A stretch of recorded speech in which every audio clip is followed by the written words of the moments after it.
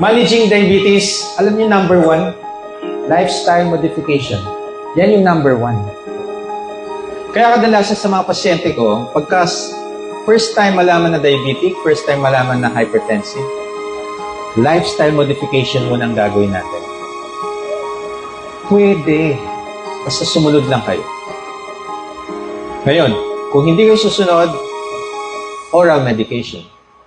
O, ilang dekada na kayo umiinom ng maintenance? Tagal na. Meron ako nakausap. 2 dekada na. 24 years. Okay? Ngayon lang siya nagsiseryoso sa kanyang health. Imagine mo, 2 decades. Bakit? Wala siguro siyang knowledge. Paano? Ngayon, napapakinggan na siguro si Doc Brian at si Kuya Vito. Kaya nagkakaroon na ng changes. Bakit po ba kayo nandito ngayon? Gusto nyo mag-take charge sa inyong health. At dito kami, pauunakan namin kayo. Bibigyan namin kayo ng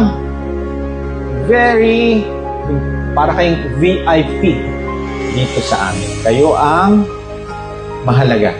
Mahalaga ang health ninyo, mahalaga kayo sa mahal sa buhay ninyo. Kaya ang maganda dito, mas maganda is